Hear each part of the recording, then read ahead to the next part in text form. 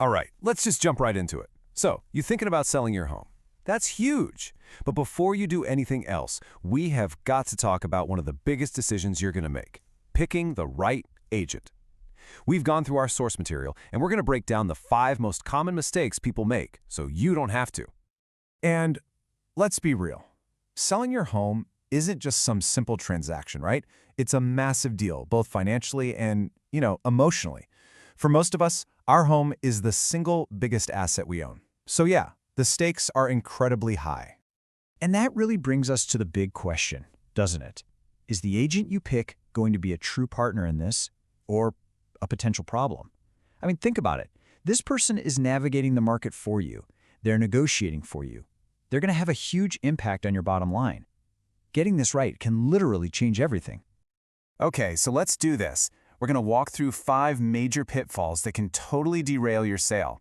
And we're starting with one that, honestly, most people probably never even think to ask about. All right, mistake number 1. This one happens right at the very beginning. It's all about who you're really hiring. Are you hiring just one person, or are you hiring an entire support system? So check this out. A solo agent, they're kind of like a one-person band, right? They're trying to play the drums, the guitar, and sing all at the same time. They're handling the marketing, the showings, the negotiations, all of it. Now, what happens if they get sick, or go on vacation, or just get swamped with another client? Well, your sale could get put on the back burner. But a team? That's more like a full orchestra. You've got specialists for everything, and there's always someone there to pick up the phone. And that means no missed opportunities for you. Okay, mistake number 2. This is a big one, because it's all about money, and who doesn't get tempted by that? We're talking about 2 major traps here, the super low commission and the super high asking price. It's so easy to fall for these. Look, I get it. We all want to maximize our profit. But chasing after the agent with the lowest commission can seriously backfire. You've got to ask yourself why their rate is so low. Is it because they're new? Or maybe, are they going to skimp on the really important stuff like marketing? The real question isn't what's the fee, it's what's the value. Will their expertise and strategy actually get you a better final price in the end? And then there's the flip side of that coin, right? The agent who walks in and tells you your house is worth way more than anyone else says. It feels amazing to hear, but be careful. That's often just a tactic to get you to sign with them. And what happens next? Your house just sits there and sits there. Then come the price drops, one after another. You end up chasing the market down. A great agent doesn't just flatter you. They give you a strategy based on cold, hard data to get real buyers in the door from day one. Okay, on to mistake number 3. Your best friend just sold their house, and they love their agent. Awesome, you should totally give them a call. But, and this is a big but, just taking their word for it and stopping there, that's a huge mistake. You've got to do your own homework. This really sums it up perfectly. A referral is a fantastic starting point, but it is not the finish line. I mean, think about it. Your friend's needs in their property were probably totally different from yours. So now it's your turn to put on your interviewer hat and ask some pointed questions. So, what should you be asking? First up, how many homes have you actually sold on the seller side? It's a completely different skill set than working with buyers, so you want to know they've got that specific experience. Next, you hit them with this one. How close do your sales typically get to the original asking price? That number tells you everything. It cuts right through any sales pitch and shows you how good they really are at pricing and negotiating.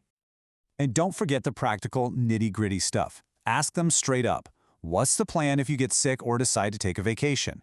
Their answer will tell you a whole lot about their commitment to providing you with uninterrupted service. And finally, you want to ask about their credentials. Now, I know, this sounds like a bunch of boring industry jargon, but stick with me here. It's actually a really important signal. So what are these things anyway? Well, think of them like extra credit or advanced degrees for real estate agents. They're special courses that agents invest their own time and money into. It's a huge sign that they're serious about their career, that they're staying on top of their game, and that they're dedicated to being the best they can be for clients just like you. Okay, this next mistake, this one might actually shock you. It's the assumption that every single agent has a real, proactive plan to market your home. The hard truth? A lot of them just don't. Yeah, this passive approach is sometimes called the 3 Ps. You ready for this? They place a sign in the yard, they put the listing on the MLS, and then they pray that someone calls. That's it. That's not a strategy. That's just hoping for the best. If an agent describes this as their marketing plan, you should probably be very concerned. Now, on the other hand, a real marketing plan is a whole different beast. It's active, it's aggressive, it starts with a smart price for sure, but then it's all about promotion across all kinds of channels. We're talking gorgeous professional photos, 3D tours that people can explore from their couch, slick video walkthroughs, maybe even professional staging. It's a full-court press designed to get as many eyes on your home as possible. Because more interest means more offers, and that means a better deal for you. So we've covered a lot of ground, right? We've gone through the big mistakes to avoid. So what's the one key idea you need to take away from all this? Well, it really just comes down to reframing how you think about this whole decision. Here is the bottom line. You cannot get fixated on just one thing. Not the commission rate, not the pie-in-the-sky list price, not the fact that they're a friend of a friend. You have to zoom out and look at the whole shebang, their team, their track record, their qualifications, and their marketing plan. You're doing a complete business evaluation. And that brings us to the final, most important question you need to ask yourself. When you think about it this way, everything just clicks into place. Are you just choosing an agent, or are you choosing a business partner to manage the sale of your most valuable asset? The answer to that question will guide every decision you make. Choose wisely.